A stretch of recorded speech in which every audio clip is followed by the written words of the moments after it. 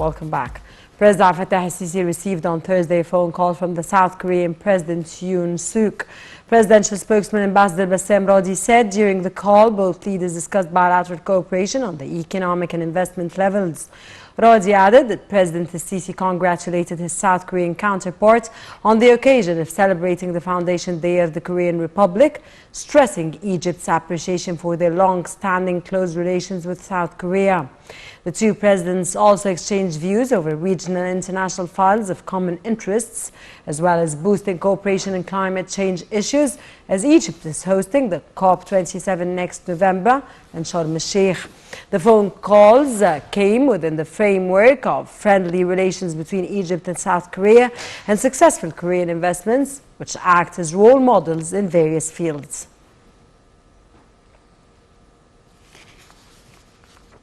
During its weekly cabinet meeting on Thursday, Prime Minister Mustafa Madbouli discussed a number of political, economic and social files and the latest developments on the global arena and repercussions of the Russian-Ukrainian crisis.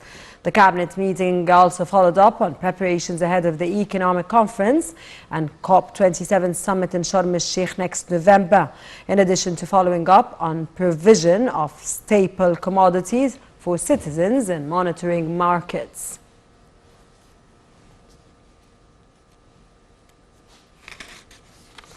Upon directives of President Fattah al-Sisi, activities of the Economic Conference Egypt 2022 will kick off next Sunday. Prime Minister Mustafa Madbouli said that the conference aims at hammering out an economic roadmap for the state and proposing clear policies and measures which will contribute to boosting the national economy's flexibility and competitiveness. In the course of the conference, a number of industrial incentives and governmental initiatives will be announced to enhance the country's economic performance and increase exports. A concluding session will then be held to announce the most prominent results and recommendations made during the conference.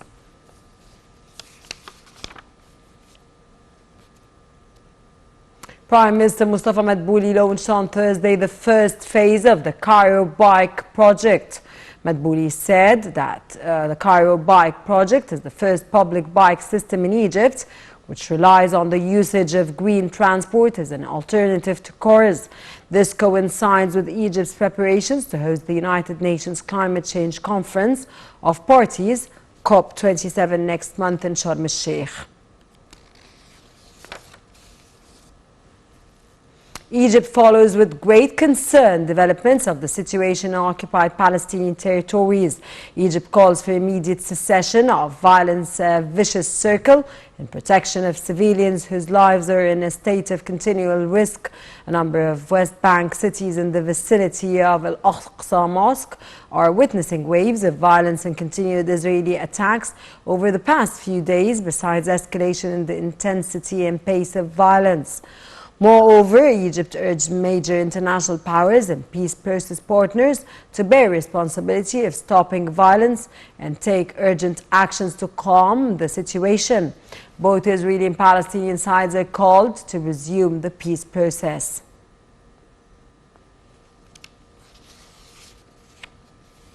Lebanese parliament failed for a third time on Thursday to elect a successor to President Michel Aoun before his term finishes at the end of this month. Earlier, Lebanon's parliament had failed for a second time last week, with same lawmakers boycotting the vote, meaning the quorum was not reached. Only 71 out of 128 lawmakers attended Thursday's session. With no clear candidate to replace Aoun, the process to name a new president could also be extended. Ukraine's military tightened the noose around Russian forces occupying the southern city of Kherson on Thursday, as the government ordered nationwide curbs on electricity use because of Russian missile and drone attacks on power plants. In Kherson, the Russian-appointed administration began an evacuation of a city that controls the only land route to the Crimea Peninsula.